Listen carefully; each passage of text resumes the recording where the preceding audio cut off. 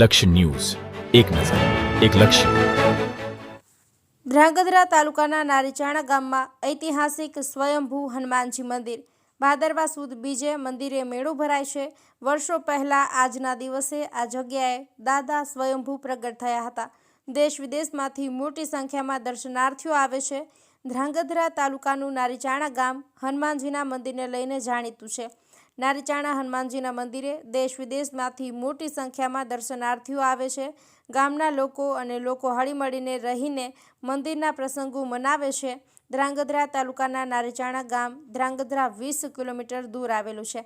Road સહિતની સુવિધા છે. ત્યારે નારીચાણા ગામે સ્વયંભૂ હનુમાનજીનું મંદિરને લઈને દેશ વિદેશમાં જાણીતું છે. આ ગામના લોકોનો મુખ્ય વ્યવસાય ખેતી છે. પિયત વિસ્તાર હોવાથી લોકો 3 પાક લે છે. નારીચાણા ગામમાં આવેલા સ્વયંભૂ હનુમાનજી મંદિરને લઈને જાણીતું છે. મંદિર દેશ વિદેશથી લોકો દર્શન કરવા માટે આવે છે. શનિવારે લોકોની ભારે ભીડ રહે છે. કારતક મહિનાના શનિવારે દર્શનનું અનેરો મહિમા છે.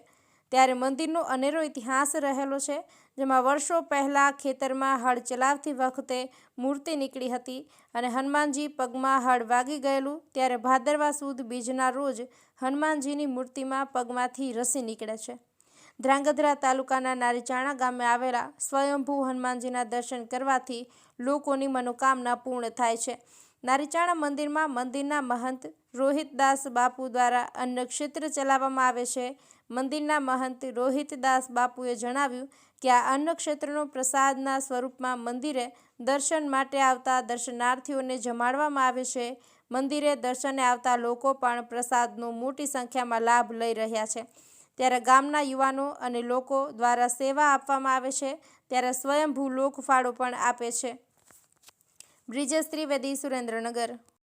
મારું નામ કવિતાબેન ચૌહાણ છે. અમે દર વર્ષે 10 વર્ષથી દાદાના દર્શને આવીએ છીએ અને દાદાનો પ્રાગટ્ય દિવસ છે આજે ભાદરવી પૂનમે.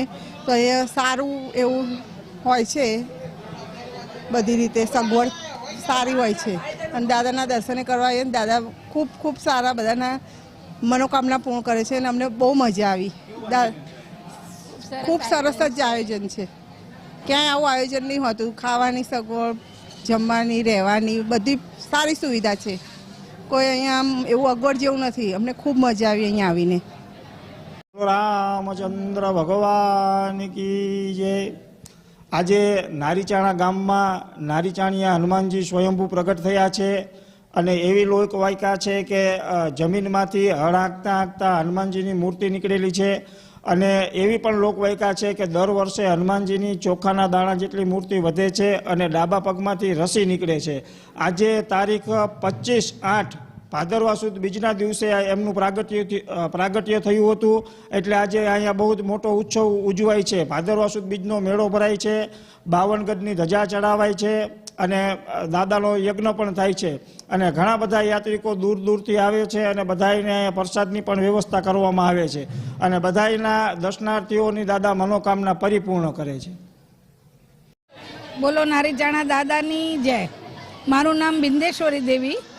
અમે અમદાવાદથી સોલા બહુચરમાના મંદિરેથી પધારીએ છીએ. દર વર્ષે અમે 20 જણાનું ગ્રુપ, આખી ગાડી, ફેમિલી બધું આવીએ છીએ અને દાદાની અમારા ઉપર ખૂબ કૃપા છે. દાદા ધાર્યા કામ કરે છે. અમારા દરેકને ખૂબ શ્રદ્ધા છે. ખૂબ સરસ યજ્ઞના દર્શન થયા, દાદાના દર્શન થયા. દાદા સર્વનું કલ્યાણ કરે, જગતની અંદર સંપ રાખે જગતમાં અને ઝઘડા બંધ કરી અને દાદા સર્વનું કલ્યાણ કરે, કુટુંબનું, પ્રેમનું અને આ ભારત માતાના દેશનું દરેકનું કલ્યાણ કરે એવી દાદાના ચરણોમાં વંદન કરી અને હું માની વાણીને વિરામ આપું. બોલો નારીચાણા દાદાની જય. બોલો રામચંદ્ર ભગવાન કી જય.